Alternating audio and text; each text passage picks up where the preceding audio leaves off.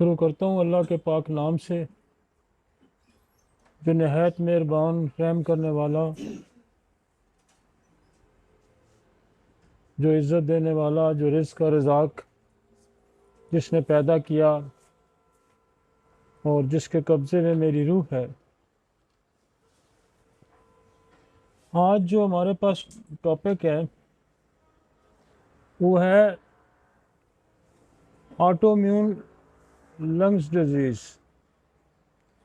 ये ऑटोइम्यून जो हमारा सीरीज़ चल रही है उसमें लंग्स जो फेफड़े हैं इन पे ऑटोइम्यून का क्या असरात होते हैं, और हमारी कोशिश ये होगी कि हम फेफड़ों की जो दूसरी बीमारियां हैं उसका भी साथ साथ हम कंपैरिजन करें, ताकि हम ये डिफ्रेंशिएट कर सकें कि फेफड़ों की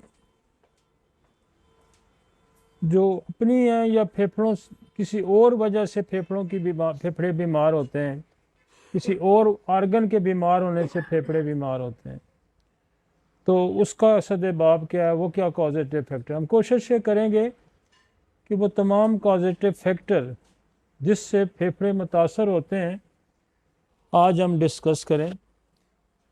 और फेफड़े ही हमारी जो वाइटल ऑर्गन्स हैं, जैसे हार्ट है, ब्रेन है, और किडनी है, लिवर है, और फेफड़े फेफड़े और हार्ट दो ऐसी ऑर्गन्स हैं जिनके फेल होने से फौरी डेथ हो जाती है, जिनके नाकाम होने से।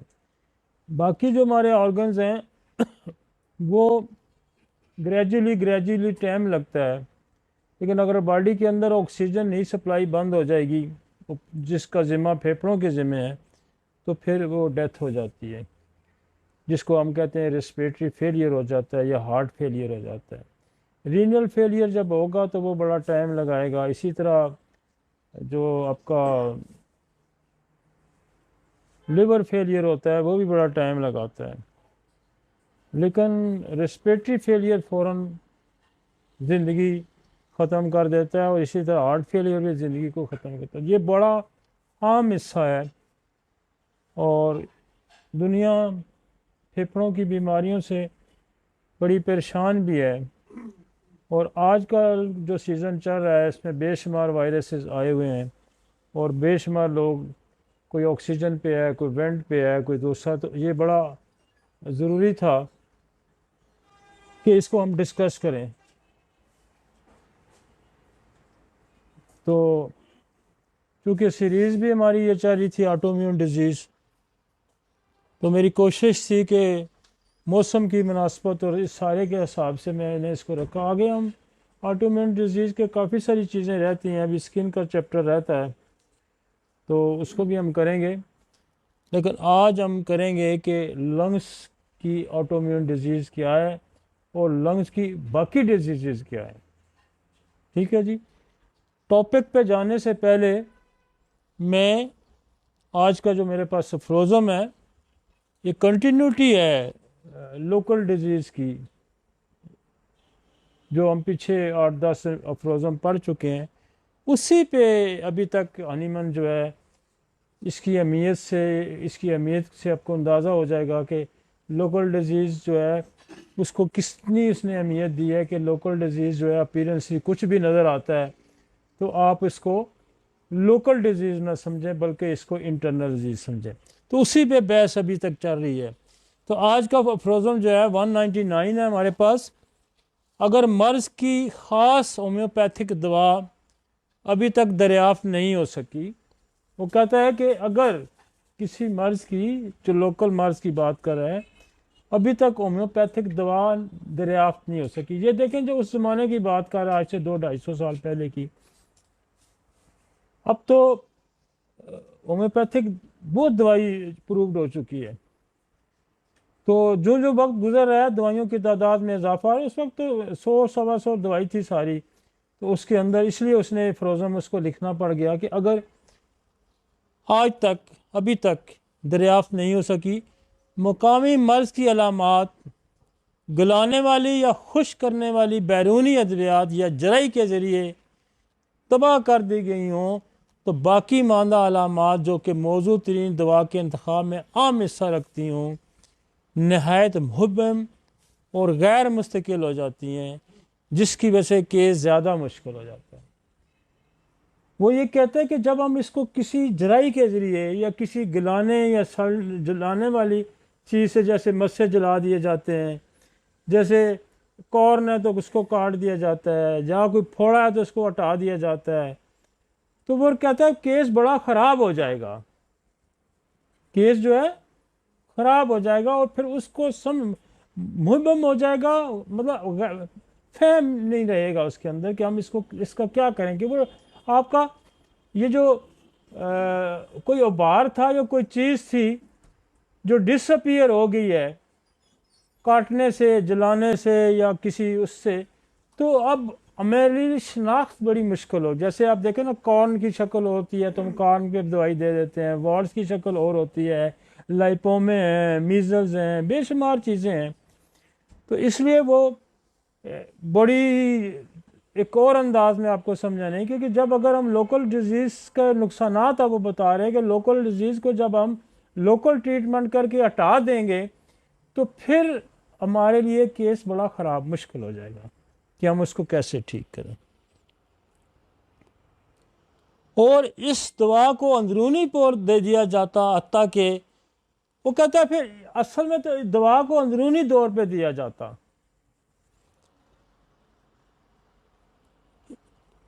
इस दवा को अंदरूनी तौर पे दिया जाता हत्ता कि मर्ज़ मुकम्मल तौर पर ख़त्म हो जाता, लेकिन बैरूनी आम अलामात हमारे मुशाहिदा से गायब हो चुकी थी। कि जब मरीज़ मेरे पास आया तो उसने लोकल ट्रीटमेंट ले लिया और अब वो एक मुश्किल कैफियत में चला गया कि जिसकी शनाख्त में अब नहीं कर सक रहा, लिहाजा पहले वाली कैफियत में आता तो मैं बेहतर उसका कोई इलाज कर सकता। तो अब उसकी दवा जो है वो वही दवा उसको ख़त्म कर सकती थी दुरुस्त सिमत में, क्योंकि वो कहता है जब उसने लोकल ट्रीटमेंट किया, उसको जलाया, उसको गलाया, उसको काट दिया, तो बाकी जो अलामात वो बंदा परसिस्ट करी थी उसके अंदर, अब उसकी शनाख्त बड़ी मुश्किल होगी।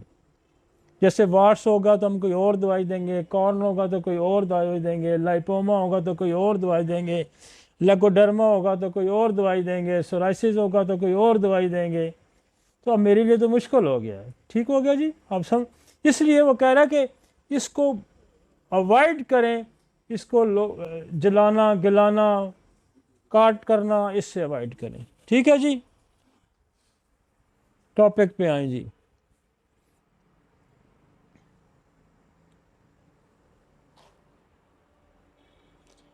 स्ट्रक्चर दिखाएं जी। ऑटोम्यून, ये ह्यूमन लंग्स एनाटॉमी है। ये दो फेफड़े राइट लेफ्ट आपको नज़र आ रहे हैं। एक लारेंक्स है ऊपर, जहाँ से ये हमारी खुराक की नाली से साथ, वो लैरेंक्स उस एरिया को कहते हैं। और ये ऊपर देखें ना, जॉइंट है, इधर खुराक की नाली भी साथ आ रही है और साथ ही आपका लैरेंक्स भी है। तो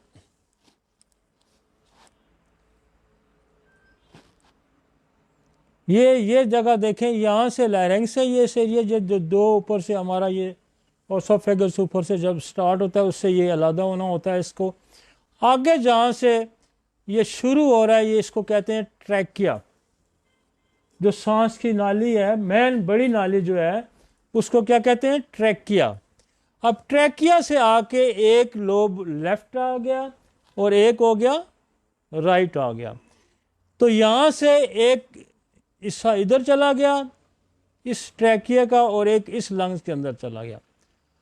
और यहाँ मेन ब्रोनकाई हम कहते हैं कि एक दरख्त है। अब एक दरख्त समझे ना, दरख्त उसका नीचे तना है और उससे फिर ऊपर शाखें निकल रही हैं। ये जो शाखें निकल रही हैं, पहले देखे मोटी शाख होगी, फिर जाके आस्ता आस्ता बारीक शाख होगी। बारीक शाख जो है इसको स्मॉल ब्रोनकाई कहेंगे, और ये बड़ी जो होती हैं ये इसको राइट मेन स्टेम ब्रोनकस एरिया होता है। और ये आप बस इसको अब दरख्त समझें। स्टार्ट जब फेफड़े के अंदर ट्रैक किया गया तो वो स्टार्ट समझें, और फिर उसके आगे यूं शाखें, बहुत सारी शाखें निकलेंगी, ये इसके अंदर घूम रही होंगी। तो ये समझें, ये राइट लेफ्ट दोनों चीज़ें आ गई हैं। ब्रोनक्यूलस वो है कि जो नीचे छोटा जाके हो गया। इसी से फिर आप देख रहे हैं आपके लिखा आ जाता है जी ब्रोनकाइटिस। ब्रोनकाइटिस क्या होगा कि इसके अंदर इन्फेक्शन हो जाएगा, तो फिर वो खड़खड़ और म्यूकस जमा हो जाएगा। ठीक है जी। तो ये पहले इसकी ये स्ट्रक्चर आपको समझना, ये राइट लंग है और ये लेफ्ट लंग्स है। ठीक हो गया जी। ये इसका लेफ्ट लोब है और ये राइट लोब है। ठीक है जी, आगे ज़रा चलते हैं। इतना तो पता चल गया कि यहाँ एक ट्रैकिया आ रहा है और उसके आगे दो हिस्से हो गए हैं, और दो हिस्से वो बड़े, फिर आगे शाखें निकलती जाएंगी जैसे दरख्त की शाखें होती हैं। अब हमारा ये ब्रोनक्यूल्स है, ये देखें ना, ये उसी दरख्त की आपको शेप नज़र आ रही है, देखें ना, ये तना है और फिर ऊपर भी जा रही हैं, इधर भी, ये सारी शाखें हैं। This is the bronchi. ये ब्रोनकुलस है, ये ब्रोनकस, ये बड़ी बड़ी चौड़ी शुरू में होगी और आखिर में जाके ये पतली हो जाएंगी। जहां इसका एंड होगा, जहां इसका एंड होगा, वहां जब एंड हो जाएगा इसका ब्रोनकाई का, तो वहां क्या होगा, एल्व्यूलाई होगा। एल्व्यूलाई एंड है किसी चीज का, जैसे आप शाह का एंड हो गया तो वहां एल्व्यूलाई होगा, और एल्व्यूलाई के अंदर एक प्रोसेस होता है जिसमें कार्बन डाइऑक्साइड और ऑक्सीजन वहाँ एक्सचेंज होती है उस एंड के अंदर। वो जो एंड है वो कहते हैं कि कोई 3 to 4 मिलियंस हैं वो एक लंग्स के अंदर। 3 to 4 मिलियंस मतलब कोई 2, 4, 10, 20, 100, 50 हज़ार नहीं है। 1 मिलियन कितना होता है, 10 लाख। तो 300-400 मिलियंस। अब खुद साहब लगाएंगे ये एंड कितने होंगे।